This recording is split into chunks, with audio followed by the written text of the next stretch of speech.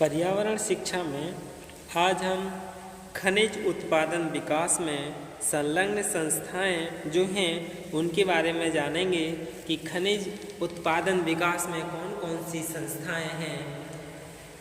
Institutions involved इन minerals production development, अनेक संस्थाएं जो विभिन्न खनिजों की खोज, उत्पादन और विकास में लगी हैं। देश में अनेक अप्राप्य अथवा कम मात्रा में प्राप्य वस्तुओं को उपलब्ध करा के अपने देश को विश्व स्तर पर लाने के लिए प्रयास में कार्यरत हैं। सबसे पहले है जियोलॉजिकल सर्वे ऑफ इंडिया, यानी इसे शॉर्ट में GSI नाम से पुकारते हैं। यह देश की प्रमुख वैज्ञानिक सर्वेक्षण एवं शोधपरक गतिविधि वाली संस्था है जो केंद्र सरकार को तथा उद्योगों और जनता को विविध प्रकार की वैज्ञानिक जानकारी उपलब्ध कराती है। 1851 में स्थापित इस संस्था के अनगिनत कार्य हैं जो सीधे सीधे देश के आर्थिक और सामाजिक विकास से जुड़े हैं। कुछ प्रमुख कार्यों को हम जान लें कौन कौन से हैं, जैसे विभिन्न क्षेत्रों के सर्वेक्षण, खनिजों का विकास, भूगर्भीय जानकारी का समीकरण, प्राकृतिक संसाधनों का सर्वे, ग्रामीण विकास परियोजनाएं या जल संसाधनों का विकास, भू पर्यावरणीय अनुसंधान, प्राकृतिक आपदाओं का अध्ययन, आपदा प्रबंधन, भूकंपीय आशंकाएं, यानी ये सब जियोलॉजिकल सर्वे ऑफ इंडिया के द्वारा होता है जो कि 1857 में स्थापित की गई थी। दूसरा है ये 1851 में स्थापित की गई थी। दूसरा है इंडियन ब्यूरो ऑफ माइंस, जिसे शॉर्ट में संक्षिप्त में IBM नाम से जानते हैं। इस संस्था का मुख्यालय नागपुर में है तथा इसके 20 उपकेंद्र देश में बिखरे हुए हैं। संस्था का मुख्य कार्य देश के विविध खनिजों का सर्वे, विकास और संरक्षण यानी डेवलपमेंट और कंजर्वेशन, खनन उद्योगों को विशिष्ट जानकारी प्रदान करना तथा विभिन्न क्षेत्रों में खनिजों की उपलब्धता के नक्शे बनाना इसे और प्रभावी बनाता है। इसके बाद अगली संस्था है मिनरल एक्सप्लोरेशन कॉरपोरेशन लिमिटेड, जिसे संक्षिप्त में MECL कहते हैं। यह संस्था 1972 में भारत सरकार के उपक्रम के रूप में प्रारंभ हुई। इसका मुख्यालय भी नागपुर में ही है। इसके दो प्रमुख उद्देश्य रहते हैं: खनिजों का सुव्यवस्थित अन्वेषण यानी सिस्टमेटिक एक्सप्लोरेशन ऑफ मिनरल्स, दूसरा खनिजों की खोज तथा उनके शोषण में सामंजस्य रखना, to keep adjustment between the discovery of minerals and their यूनिवेंटल एक्सप्लोइटेशन। अगली है नेशनल एल्यूमिनियम कंपनी लिमिटेड। इसे शॉर्ट में नाल्को यानी NALCO कहते हैं। देश का सबसे बड़ा एल्यूमिनियम का संयंत्र नाल्को उड़ीसा में लगा है, जो 7 जनवरी 1981 से प्रारंभ हुआ। रजिस्टर्ड कार्यालय इसका भुवनेश्वर में है। पूरे देश की पूर्ति के अलावा काफ़ी मात्रा में इस धातु का निर्यात भी किया जाता है, यानी एक्सपोर्ट भी किया जाता है इसका। फिर हिंदुस्तान कॉपर लिमिटेड, जिसे शॉर्ट में HCL कहते हैं, भारत की एकमात्र तांबा उत्पादक इंडस्ट्री के रूप में HCL कंपनी की शुरुआत 9 नवंबर 1967 को सार्वजनिक सेक्टर क्षेत्र में स्टील और माइंस मंत्रालय के अधीन हुई, जिसका मुख्यालय खेतड़ी यानी जो राजस्थान में है। कालांतर में राष्ट्रीय स्तर का यानी इंडियन कॉपर कॉरपोरेशन संस्थान भी इसमें मिल गया। वर्तमान में इस कंपनी की मुख्य कई इकाइयां हैं, जैसे Khetri copper complex Rajasthan, Indian copper complex Jharkhand. और मालंजखंड copper complex Madhya Pradesh, Taloja copper complex Maharashtra, यानी 4 हैं इसके। कंपनी मूल तांबे का उत्पादन कैथोड्स, जाली की छड़ें यानी वायर वार्स और जाली की सलाखाओं यानी वायर रोड्स के रूप में करती हैं। कंपनी की सोना, चांदी, सेलेनियम, टेलीरियम के उत्पादन में भारी भागीदारी है। ये तो HCL था। अब है Bharat gold mines limited. Bharat gold mines limited यानी जिसे शॉर्ट में BGML कहते हैं। इसकी स्थापना 1 अप्रैल 1972 को हुई थी। इसका रजिस्टर्ड मुख्य कार्यालय कोलार गोल्ड फील्ड्स यानी जिला कोलार कर्नाटक में है। जहाँ से सोना शोधन के लिए प्राप्त होता है वो है हुट्टी गोल्ड फील्ड, जिला रायचूर कर्नाटक में है, और रामगिरी गोल्ड फील्ड, जिला अनंतपुर आंध्र प्रदेश में है। यानी जहाँ सोना प्राप्त होता है, शोधन होता है, वहाँ ये लगी हुई हैं।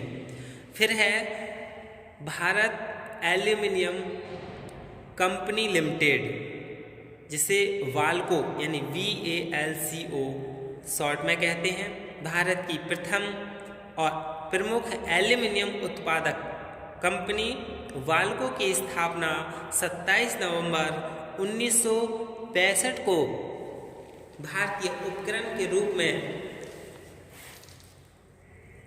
कोरबा, जिला बिलासपुर, मध्य प्रदेश में हुई थी। मुख्य कार्य क्षेत्र कोरबा में ही है। एक अन्य इकाई विधान वेग यानी जिला आसानसोल जो पश्चिम बंगाल में है। भारत सरकार ने हाल ही में इस कंपनी को 51% शेयर्स के साथ मिसेज स्टेरलाइट इंडस्ट्रीज को सौंप दिया है, यानी 2 मार्च 2001 को। अगला है हिंदुस्तान जिंक लिमिटेड, जिसे HZL संक्षिप्त रूप में कहते हैं। 10 जनवरी 1966 को स्थापित HZL देश की जिंक और लीड मेटल्स की मांग की पूर्ति करती है। इसका मुख्यालय उदयपुर राजस्थान में है। इस कंपनी को भी भारत सरकार ने प्राइवेट सेक्टर में दे दिया है। फिर है सिक्किम माइनिंग कॉरपोरेशन, जिसे शॉर्ट में SMS बोलते हैं, SMC। सिक्किम राज्य और भारत सरकार के संयुक्त तत्वाधान में SMC खनन क्षेत्र में कार्यरत है। इसकी शुरुआत 1960 से हुई थी। अब हम खनिजों का उपयोग तथा अत्यधिक दोहन के बारे में जानेंगे। Uses and over exploitation of minerals, यानी खनिजों का उपयोग कैसे किया जाए और इनका अत्यधिक दोहन कैसे होता है, ये सब के बारे में जानेंगे। खनिजों का उपयोग जान ले पहले, यानी यूजेस ऑफ मिनरल्स। खनिजों का उपयोग यानी जितने भी खनिज पृथ्वी से प्राप्त किए जाते हैं उनका मनुष्य जाति में उपयोग बहुत सार्थक है, क्योंकि उनसे अनेक प्रकार की सुविधाओं की प्राप्ति होती है। विज्ञान निरंतर प्रगति पर है और इस परिप्रेक्ष्य में हर व्यक्ति अपने दैनिक कार्य के लिए या साधन सुविधा और मनोरंजन के लिए नित्य नई वस्तुओं की आकांक्षा व्यक्त करता है। यानी व्यक्ति रोज नई नई अपनी उम्मीदें व्यक्त करता है। हाँ, यह जरूर है कि खनिज अत्यधिक सीमित हैं और एक बार उपयोग के बाद उन्हें पुनः लौटाया नहीं जा सकता। यानी जो खनिज हैं उनकी मात्रा क्या है, सीमित है, और एक बार यदि उनको उपयोग में ले लिया जाए तो उन्हें पुनः लौटाया नहीं जाता है।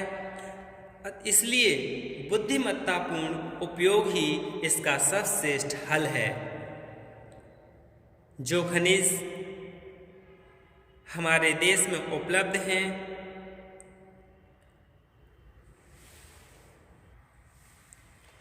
उनकी एक सूची और संभावित उपलब्ध मात्रा का विवरण हमने जान लिया था।